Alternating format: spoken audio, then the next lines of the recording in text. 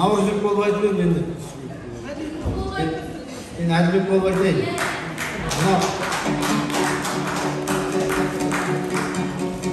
Наурыздың жырау 3 күн 3 түн айтқанда бір сөзін қайталамайды, ұзаққа шабады.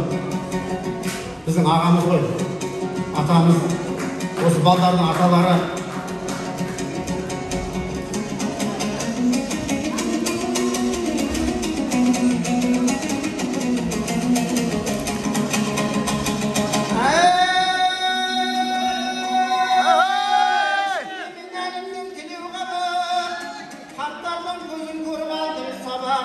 Жасымнан жұрт термеге құмар болып, айырып жақсы жаман салдым құлағы.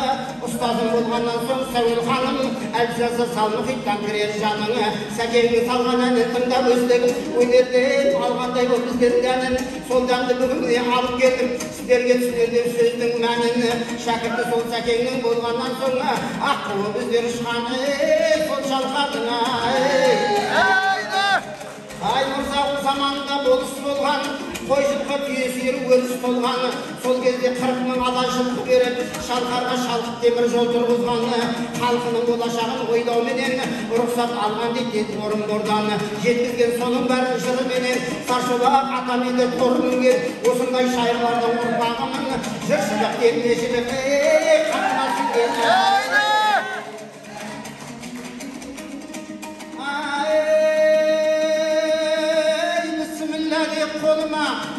Bismillah деп қолыма, домбырамды алайын, төгіпті төгіп мақамға, батырға дейдім қазақтың жұрттермеге салайын. Батырлар менен даналар, ақынды әнші бабалар, шайырлардың сөздерін жырлауға ұлым табалар. Қатемнен болса ішінде кешірер іні ағалар, олайдан болса айтайын, кіші жүзді басқарған, аққарған, әлім елі ішінде, дүрт қарадан тараған айтеке дейдігімнің сөз алтындай салмақты, сармайдай сақталған.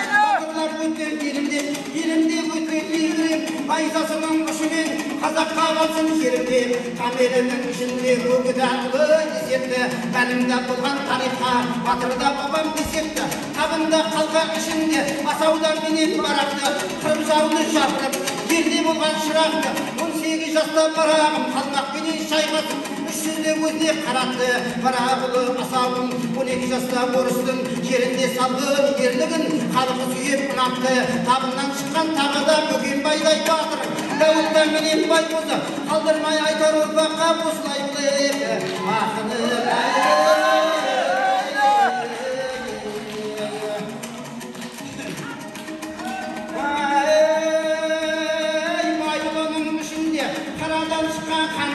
Сұлтанда болған бейбарыс, қазақты сырда көрсеткен ақылым шан теріндей. Батында ұлым сырымды, Исатай мен Махамбет жауына қарсы ұрынды бала жастан естіді.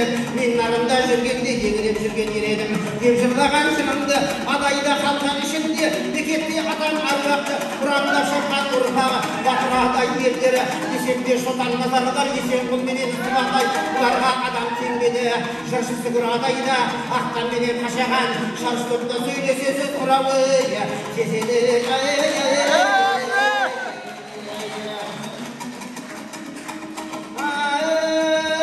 Әлімнен бұлары қараған, жан-жағына қараған, жан-бұжанеді қиылған, қаламдай қаса қиылған, қазақтың жалпақ даласын дұшпанынан тазартып сөзіде жүріп бұйырған. Батыр бабам шадан көз әруақты береді, хандықта құрып кезінде Самарқанды салдырып, әсемдеп тасмен өреді.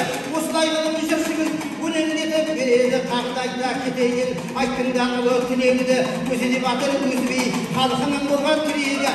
Түркістанда жазылған түнеу атам ерлігі, жүз жылдығын болжаған өңкебі елдің жүрегі. Тыңдасаңдар жараңдар, батыр бабам жолдай ақ одан тілеу біледі.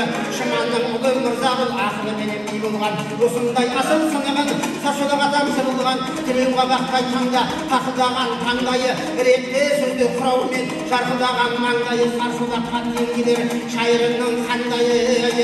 Қабақта атан ұрпағы, ұранға шыққан Бақтыбай, аса тұрығы алшыдан. Ұранға болған Ақсай, Бақтыбайлап жауға шыққанда ер көті бар есепті, Дәрбай менен Бекетті. Қонақбайұлы Қарағыл ұрпағы үшін күн батып көрсеткен қайрат білепті.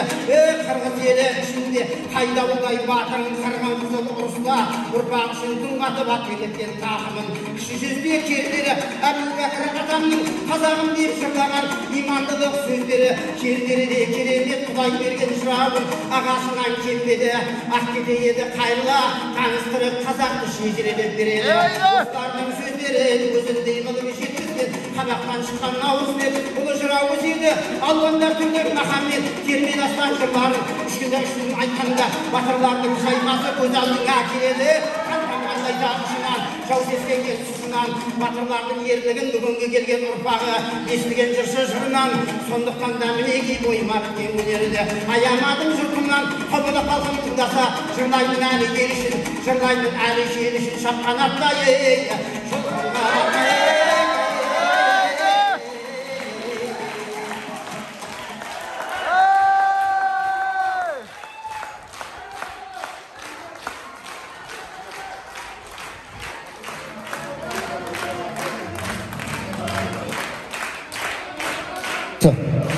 Рахмет, Алла тағала разы болсын. Бұның бәрі біздің қазақтың рухы, қазақтың жанында жырмен егіз екенін көрсетеді. Мынау Айгүл Елшібаеваға үлкен рахмет. Біздің бір ауыз сөзімізді далаға тастамай, грипп болып ауырып жатса да, осы жерге келем, Әбдіке, сенің қасыңда болам деп. Өйткені Айгүл екеуміз Шалқарда Сәуелхан Демеубаев дегеннің ағамыздың, ұстазымыздың екеуміз шәкіртіміз. Сол кезде Сәуелхан айтатын еді, менің екі балам екеу болса біреу болады, біреу болса ол өзі деп. Соны Айгүлді көріп Парижге барып ән салып жатыр, жан-жаққа барып ән салып жатыр. Қазақтың жырын әлемге танытып жатқан осы Айгүлмен біз мақтанамыз. Айгүлге Құдай күш қуат берсін. Айгүлмен мына біздің өсіп келе жатқан шәкірттердің бәрі Айгүлдің записьтерін тыңдайды. Айгүлдің айтып жатқан, қалай айтып жатқан, сонымен Айгүлдің қасына суретке түскісі келеді. Айгүлдің келген концертіне бәрі қатысқысы келеді. Мен айтқам, бізде 40-тың үстінде шәкірт бар. Жақсы айтқандарың Айгүлмен бірге концертке шашылды. Сол мынаның бәрі сол Айгүл сенің неңмен жақсылап дайындалып келгендер. Оның ішінде мына ең жасы Сұлтан, 9-да, 10-да Темірхан. Бұлар қазір 2-3-тен терме біледі. Бұйырса келесі жылы мына апалары сияқты дастан айтады деген үміттеміз. Әкімжан деген, Батырхан деген шәкірттер бар мектептің қабырғасында. Міне Ақбота бар, мына бәрі қостырған, мына қыздары мен колледждегі.